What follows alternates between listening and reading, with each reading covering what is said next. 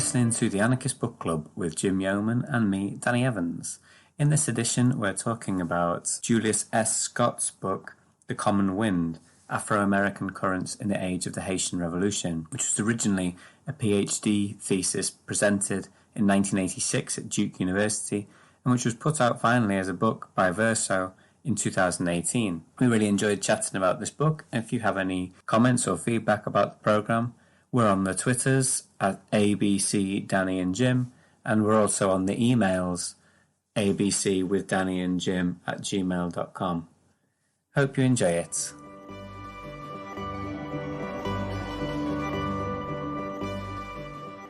Okay, so Jim, why did you want to read this book? I guess it's kind of going back to where we started with the podcast, but it was kind of, I saw it and I thought, that looks really interesting.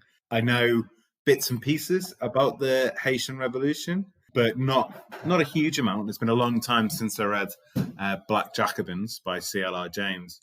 It seemed to tick quite a lot of boxes and things I found interesting in that kind of idea of transnational radicalism, movement, thinking about how revolutions develop across borders, and tying in again with some of the themes that we've discussed in the podcast. So thinking about slavery, about emancipation, Black self-emancipation, like we discussed with David Roediger's book last week. And yeah, tying in with ideas of, exchange, what we talked about with Constance Bankman. It seemed to come highly recommended as well. A few people I know have told me about this book, and yeah, it gets a good reviews kind of all around as well. So they were the main draws for me. Just, I suppose, for listeners who maybe aren't familiar with the book tries to sort of sketch out the worlds of communication among slaves and masterless people in the revolutionary Atlantic in the age of the Haitian Revolution, so end of the 18th, beginning of the 19th century. And it focuses mostly, I suppose, on the Caribbean islands and also into, Venezuelan coast and things. It's really extraordinary when you think that this book is a PhD thesis, basically. So Verso published it a couple of years ago. It's the first time it's come out as a book. It was originally a PhD thesis that the author, Julius Scott, completed in the mid to late 80s, so ages ago. It's enjoyed this afterlife as a manuscript that's photocopied, passed around and things by researchers into slavery and into Atlantic history. When you think about what the book accomplishes and the breadth of its approach, it really is amazing. If you want to do a PhD these days, the first thing that somebody like your supervisor would want to know is whether this project is feasible. Is it something that you're going to be able to do in 3 or 4 years or whatever? Have you identified the archives necessary? Good understanding of the field. And this fellow, Julius Scott, right? He must have had that kind of conversation. I know, the whole world of academia has changed a lot in the last 30 years or whatever. But still, he must have had this conversation where he said to somebody, well, I'm going to look at the world of vagabonds and peddlers and higglers, runaway slaves and army deserters, people whose documentary traces are hard to find. And I'm going to do that in colonial Caribbean, also looking at the United States, South America, and so the archival reach of that, is going to take him to European archives, Caribbean archives, and North American archives, and in that process, he's going to basically be kind of inventing the field of Atlantic history. So somebody said to him, "Yeah, okay, that sounds like a reasonable project." It just seems like the kind of conversation that is just unthinkable. It's amazing that that was thinkable, that he did think that and that he went ahead and did it. Kind of remarkable that he didn't produce a book. This Julius Scott is not he's obviously very highly thought of, and a lot of people studied with him and things who have gone on to have, stellar academic careers and all this kind of malarkey. But he just seems to have got on with his career as a lecturer. I think he only retired quite recently, but not as a professor or this big star of the university with loads of time off and loads of grant money and really well known and everything. It seems to have had a fairly sort of modest kind of career, and this book is only just being put out, and it's kind of amazing really when you think this is the best part of 10 years before the Black Atlantic, even, which we've looked at. And the Black Atlantic is obviously, is considered to be like this, but it is a pioneering work. But even though Julius Scott doesn't use that term, the Black Atlantic, that's really what he's writing about all this time before. And he's not just, like, not to denigrate Gilroy's achievement, because as became clear, I'm like a massive fanboy of Gilroy's. Like Gilroy is like looking at like published works by quite major figures, whereas Scott is like, he's rooting around in the archives for traces of people who are otherwise completely forgotten. He resuscitates them and restores them to their place in revolutionary history in a way that, is really bears comparison to like people like E.P. Thompson, but does it in a way that's perhaps in some ways even more remarkable than E.P. Thompson, because it's scattered across these different national borders and boundaries. Involves like different languages. I just think there's saying, I think, paying homage to what is like a remarkable achievement, and the kind of brass neck that it must have required for somebody who's not, he's not like at the top of his career, and he's just starting out, and he like writes a book of this ambitious, this like with this kind of breadth and scope. And as hopefully the conversation will bear out, has a lot to reflect on in terms of revolutionary history and just how we think about revolutions and change. It's quite apt. The manuscript was written in the 80s and was passed around within certain circles within this kind of growing field of study on the Black Atlantic and kind of radical transnationalism. Rather like the sources that he's looking at, these kind of clandestine handbills and pamphlets and snippets of oral traditions and so on. Like this work itself has a similar sort of existence, and I agree about the kind of startling fact that this is basically a PhD thesis, because not only because of its breadth and its ambition, as you've really nicely outlined, but also enviable breeziness of prose, it's very readable, it's very accessible. I don't know an awful lot about the Haitian Revolution or really anything about the pre-sort of French Revolution Caribbean, which is kind of where the majority of the book is situated. And yet, I was taken into that world of sailors and, as you say, peddlers and vagabonds and runaways, very, very smoothly and very easily and convincingly. This work, it could be published right now and it would feel of this time, and to think that it was, done in the 80s. But one thing it doesn't do, which a lot of kind of contemporary transnational stuff does, including my own to some extent, it doesn't over-theorize it. It takes it as a kind of, lays out this thesis of the masterless people, which is borrowed from Christopher Hill, the historian of radicals during 17th century. But that's about as far as it gets, and it doesn't kind of labor on too kind of conceptual to say it. Rather, it gives you the nuts and bolts of it and the feeling of movement and of change in that way, kind of going from people to people. The only kind of big theorizing I pulled out of it, which I felt particularly came up early on in the work, was this idea of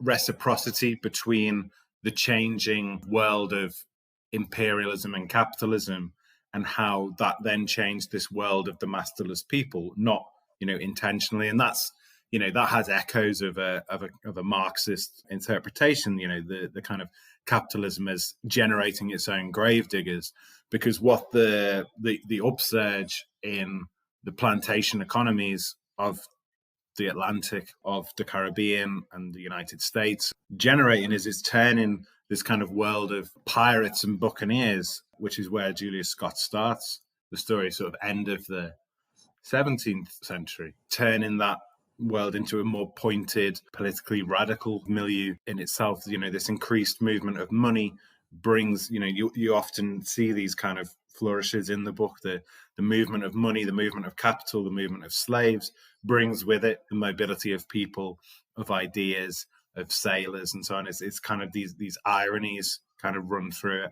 which I quite enjoyed. Yeah, definitely. And I mean, particularly like the struggle to control movement as a counter-revolutionary agenda, right, which obviously has huge resonances for our own time, but really it's just a constant, isn't it? It's a constant of the capitalist social condition. But as you say, at the same time, capitalism does imply commerce, trade, increasing contact in that sense. They can't stop sailors, seamen coming into contact with slaves or with workers on quaysides and things like that. They just can't. They can't stop the fact that people are communicating with each other, bringing news, exchanging ideas. All of that is just so interesting.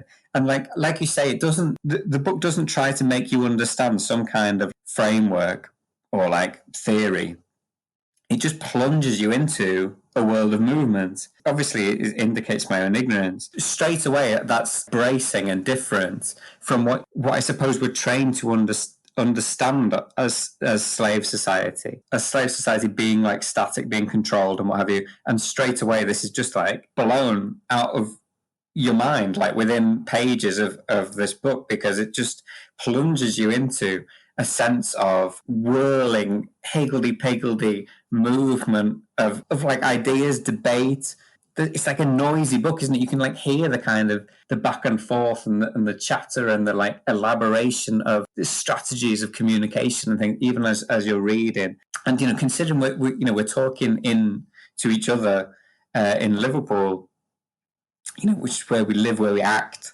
That's something that we need to think about as well, right? Because Liverpool has this absolutely fundamental role within the slave trade, and of course it's infamous. It's an infamous role. There's glimmers of like a radical heritage even in the port city of Liverpool, even in this period, right at the height of like Liverpool's like growth and wealth on the backs of slaves and of dehumanization and suffering. The Seamen's Revolt in Liverpool in 1775, where people marching behind a red flag are pulling down the rigging of slave ships and are identifying themselves with the slaves, which is extraordinary, isn't it? I mean, perhaps it's a very like modern mentality, I suppose, but like that to me came as a surprise because you just don't. I anticipated, right, from a position of ignorance, that seamen working on slave ships would have been treated in such a way to like reinforce divisions between the free people on the ship and the slaves. And I'm sure, in lots of ways that must have been the case. Like when you think about like the brutal way in which slaves were treated on boats, but at the same time, Scott makes this really compelling case for slavers and seamen having this common enemy in the ship's captains, and of them being able to make common cause in these situations. Like something like half of the people who go off on a slave ship working, seamen, don't come back on the return journey because partly because like loads of them die because it's so dangerous, but also because loads of them are kicked off the boat by the captain. They're not allowed to come back on, and loads of them desert and run away and like even forego their wages to avoid going back on the ship. So all of that kind of stuff, I suppose, that just like as I say, it comes from ignorance and prejudice on my part about a static society in which people like are aware of their place and are like sort of forced into an understanding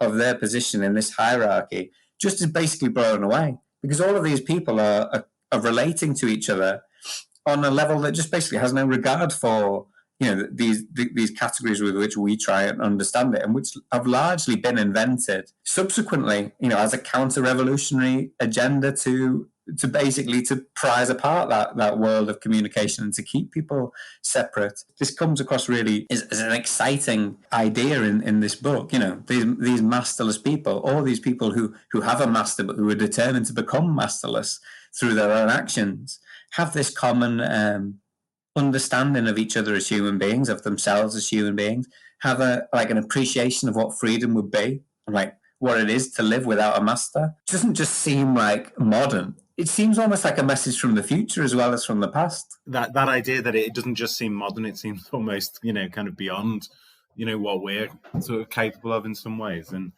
one thing that I think, Scott does really well is he never frames this constant intermingling, there's constant networks and webs of communication across, all different various lines of class and race and national or imperial interests. It's never framed as something startling or odd or, surprising. Often I get kind of frustrated with works, particularly ones that are earlier in time, in kind of chronological time, that kind of almost have a tone of, like shock and surprise that people talk to one another in the past and found ways to communicate. I think that it should be a given, really, that we assume that people and oppressed people, constantly try and find common cause with one another. Maybe they don't leave the best records for us to find, but that doesn't mean that it's not there.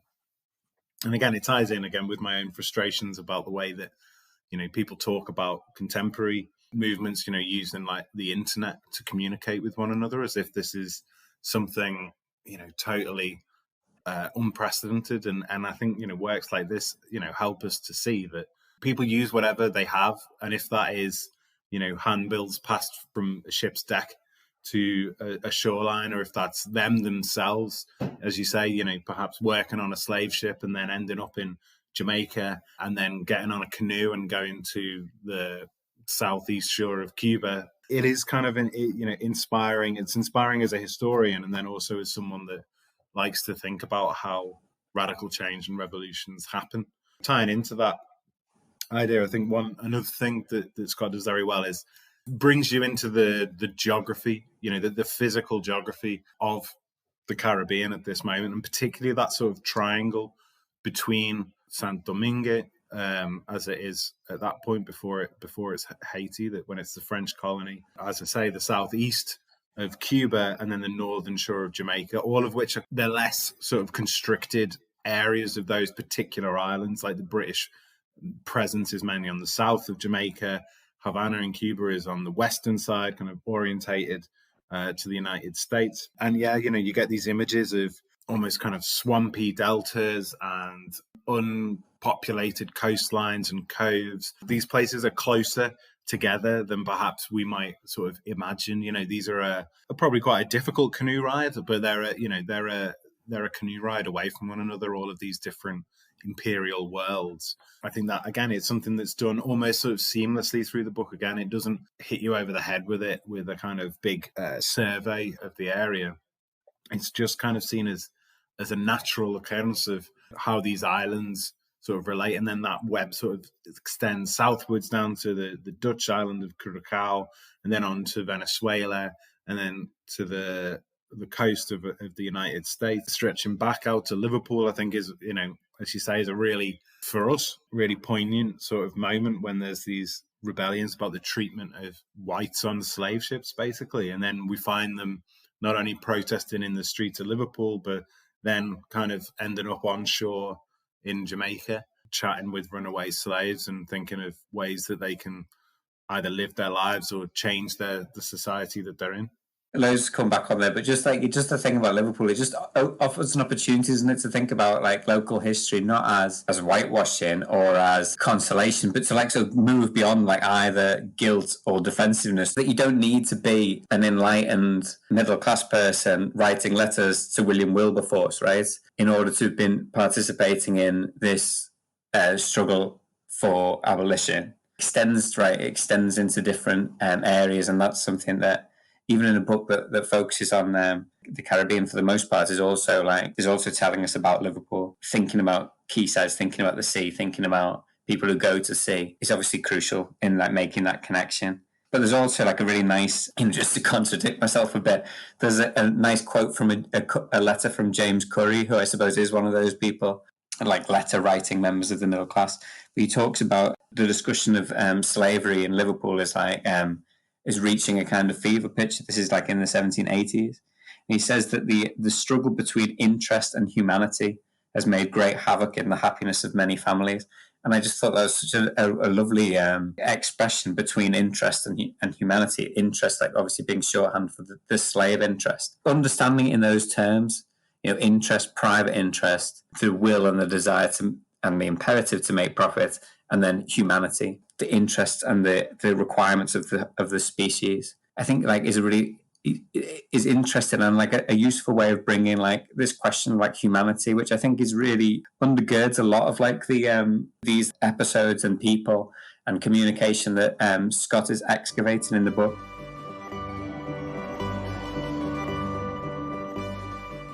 when you say that, like, yeah, this book seems like of this time as opposed to of its own time in the 80s, I think that's true. But I do think that in some respects it rubs against the current tendency of some literature and history. And I want to be careful here because, it's not like my field. But like in some respects, I think there's a tendency, not just in history, but among activists as well, to denigrate humanism for the understandable reason that humanism and the understanding of the human that came out of like the European tradition is like a racist understanding of the human that doesn't allow for non-European peoples and or women or or lots of like people there are lots of people excluded from that idea of the human. But what's clear is that if that was the case, nobody had told the people who were like fleeing from ships, right, that they weren't humans and that was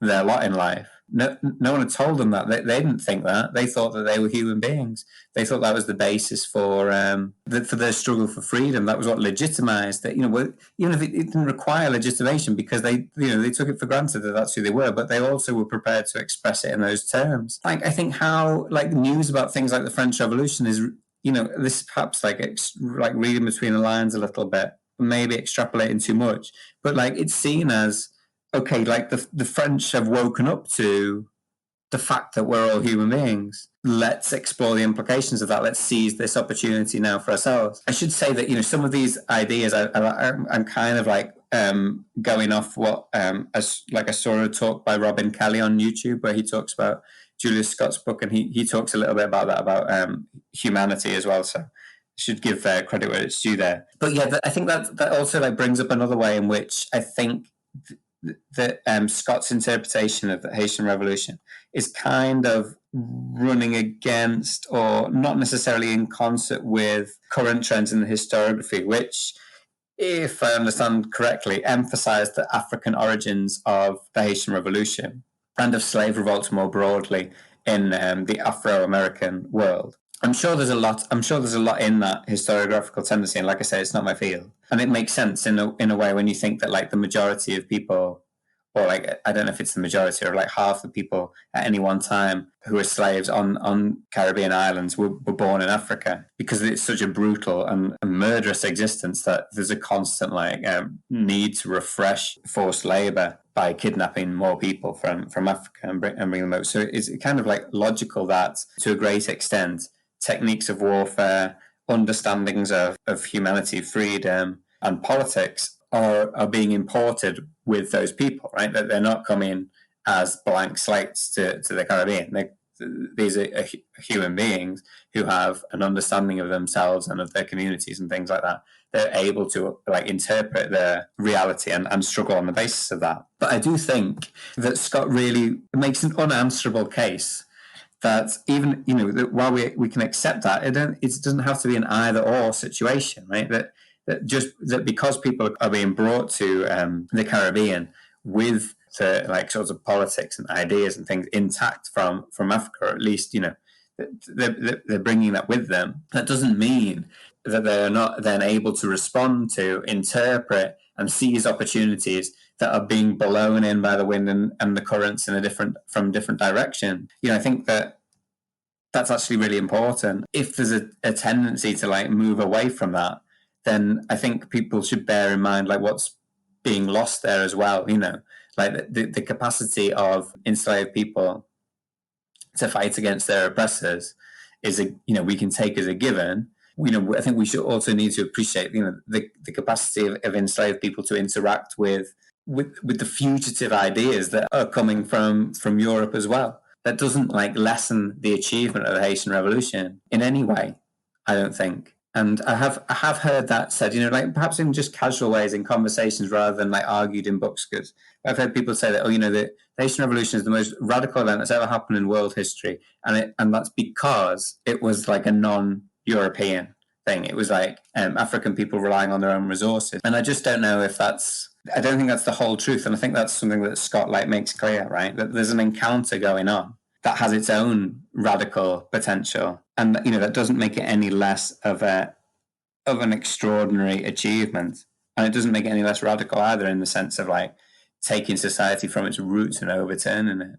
There's quite strong echoes there with some of the positions that Gilroy makes in the Black Atlantic, that it's not about an either or. This is it's a horrific situation, but it's also a new situation, a couple of centuries old, and one which is going to generate some of its own sort of things. And to write in the impact of the French Revolution on the plantation economies of the Caribbean isn't to say that this was just dictated by France or by European ideas, that this was just one way.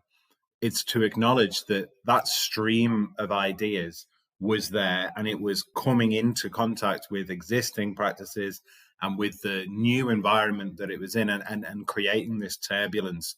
The evidence that Scott's got there, shows a clearer an understanding of the French Revolution, as you say, which goes, way beyond what most French revolutionaries were thinking in Paris at the time.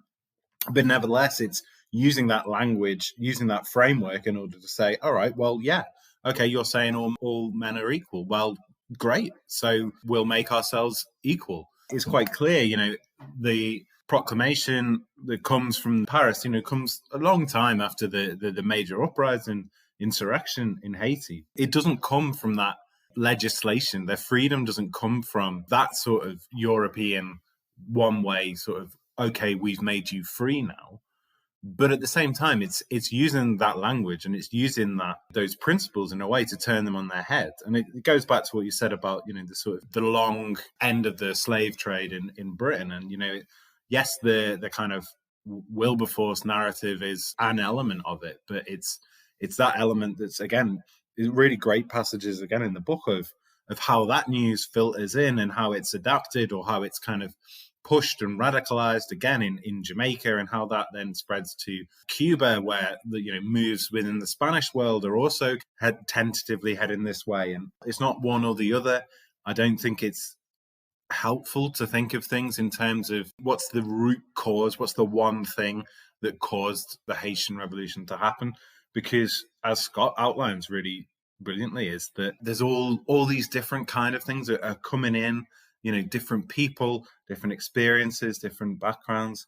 And not only does that give us a more, I think, vibrant, sense of what is going on in Saint Domingue or Haiti at the end of the 18th century, it allows us to use that and think about other, events in history and the contemporary world, rather than trying to think, well, this is that, and this belongs to that tradition and that culture and that history, and therefore that's where it belongs. And these are the people that can participate in it, and these are the people that can draw inspiration from it.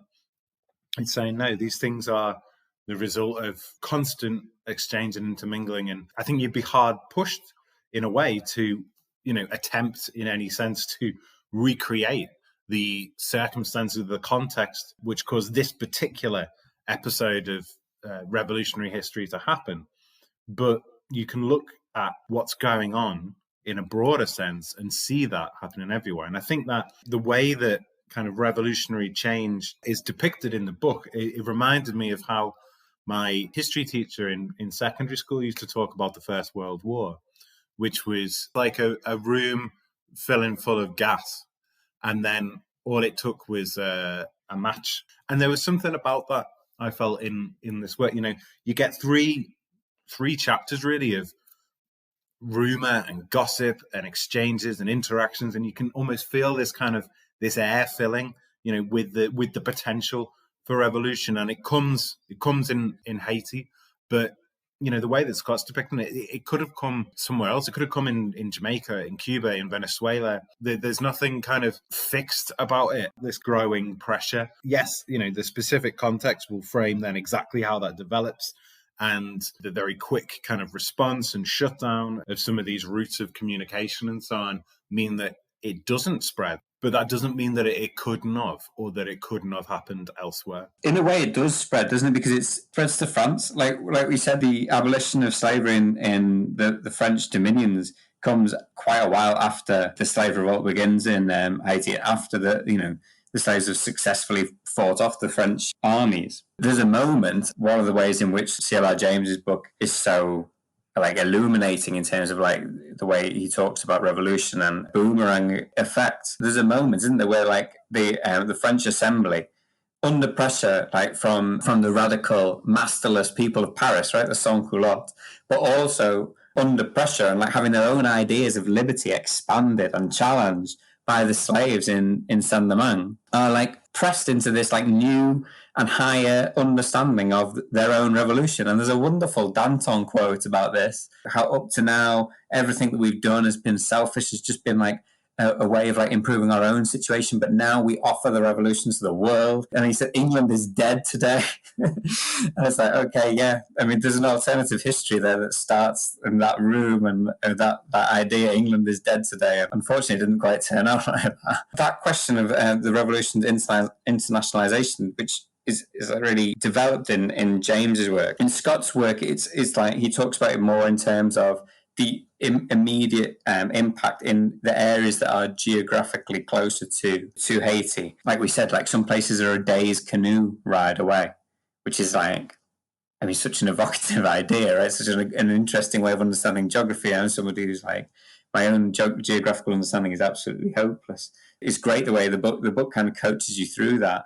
And if you read it with like a map handy, I think it works really well. You get a real sense of the movement of ideas with the currents of the sea and everything else. It really shows how the echoes of Haiti, right? And this proof that after this build-up of tension that you were describing, after these like years in which ideas are being debated and result in like these revolts here and revolts there, it finally explodes and proves that Black people can overthrow the white people, you know, to put it in blunt terms, and govern themselves, which is, like we were talking about last week, you know, something that's impossible in the world, right? Just like the general strike of the slaves was in America. That idea, self-emancipation, it's always impossible till it happens, and it happened, and that like massively impacted populations as they receive that news. It results in defeated risings elsewhere, and has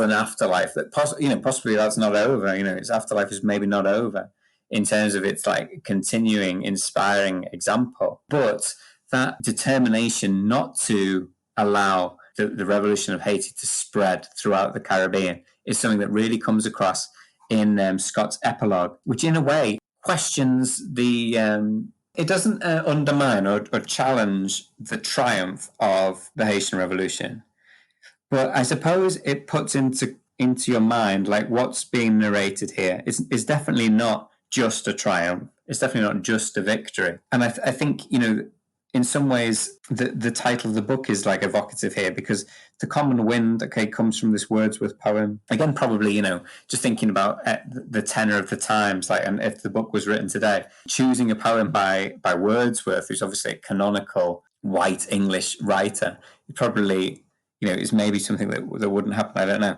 That poem, and obviously The Common Wind is like such an evocative idea, and it brings to mind like our commonality, humanity, but also like the wind as a driver of ships and ideas.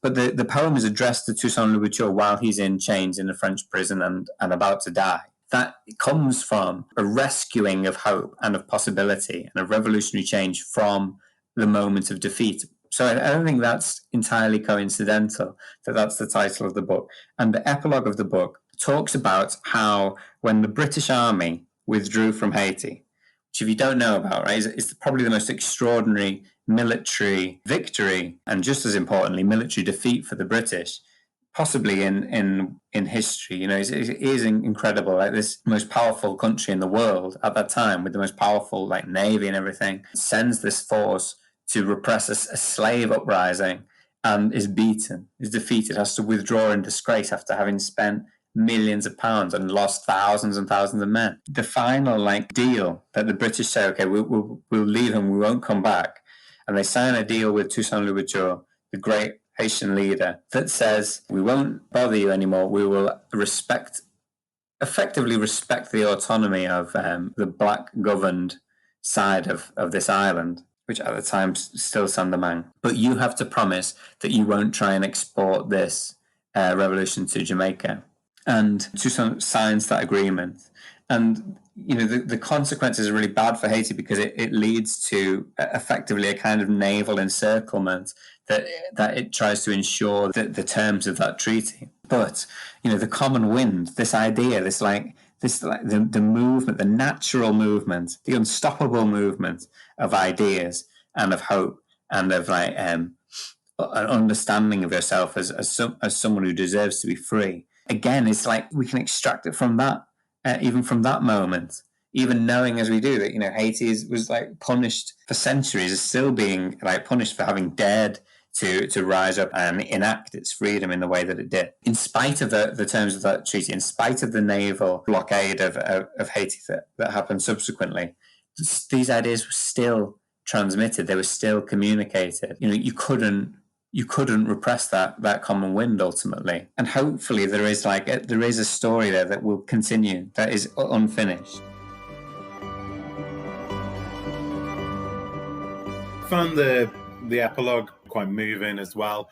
I knew in a broad sense that kind of spectre of Haiti, very quickly developed. As soon as it became apparent that it was going to stay an independent territory, which had abolished slavery, I knew then that it, from that point, it had been contained, as much as possible. This economic and transportation, hobbling of Haiti, the British and the US working together to ensure that this independent Black nation, physically cannot export these ideas. It cannot go. And yet, honestly say, and yet there is this wind, this commonality, still reaching out.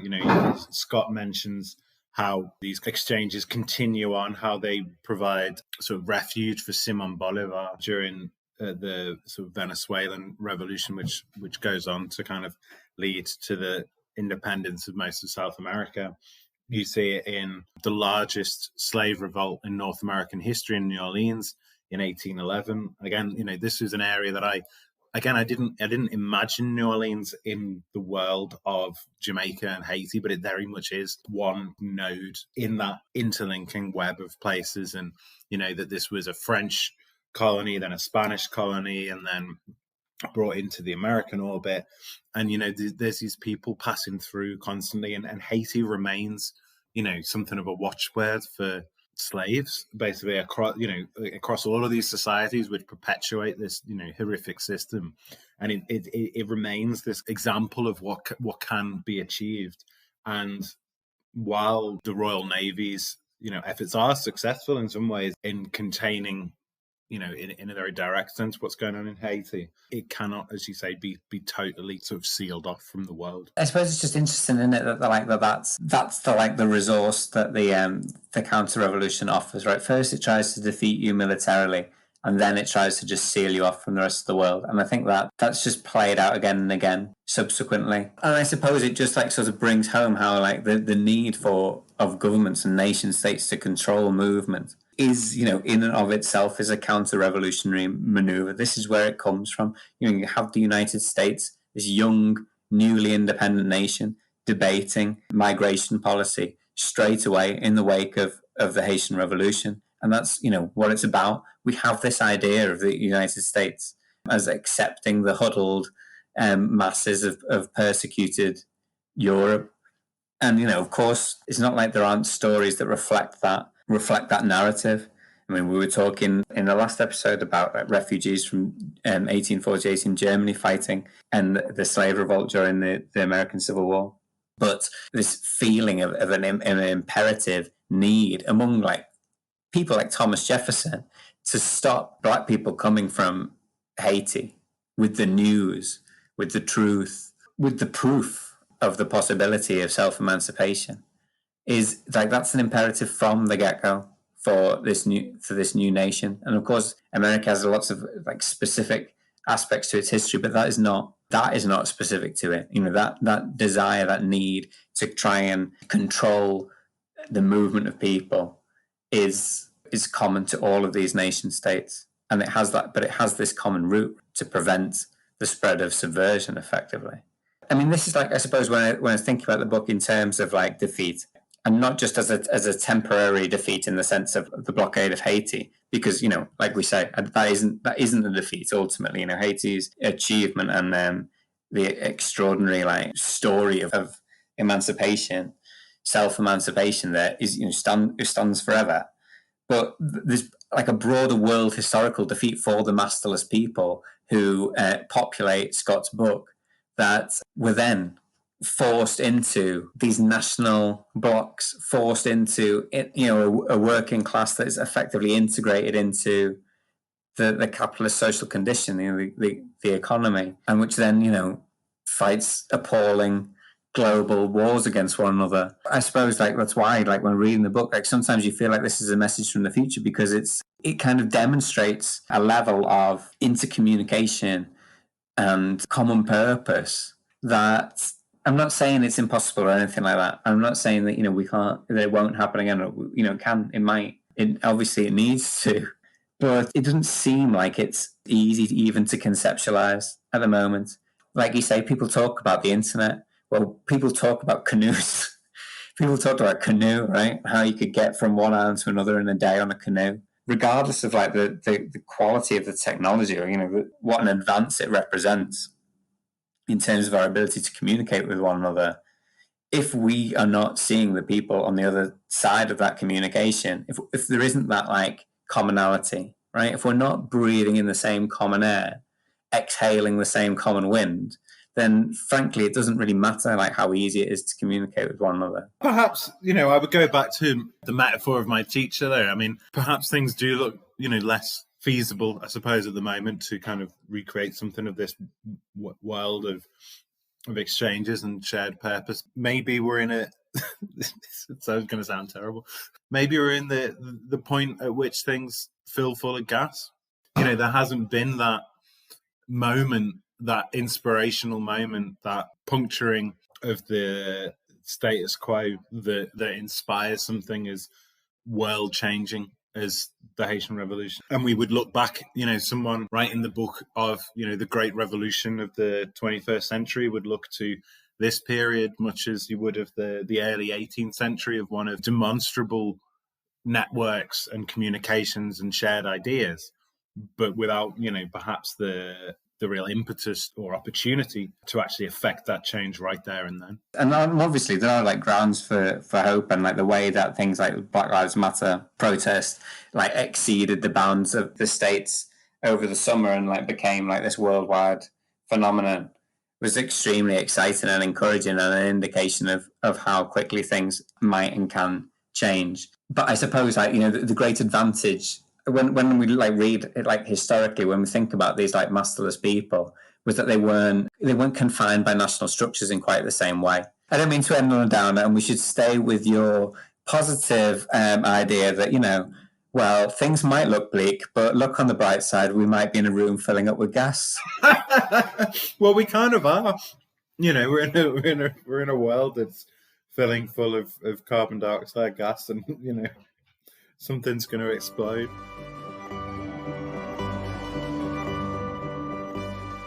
Thanks for listening. As ever, you can follow the podcast on Twitter and Facebook, both at ABC Danny and Jim, and get in touch via our email, abcwithdannyandjim@gmail.com. The podcast music is Stealing Orchestra, Gente de Miña Terra. The podcast logo is an adapted version of the Left Book Club logo, and the image in this episode is a photograph of the statue Le Marron Inconnu in Port-au-Prince, Haiti, which is available in the public domain. More information on all of these materials can be found in the show notes. Love and solidarity. Until next time.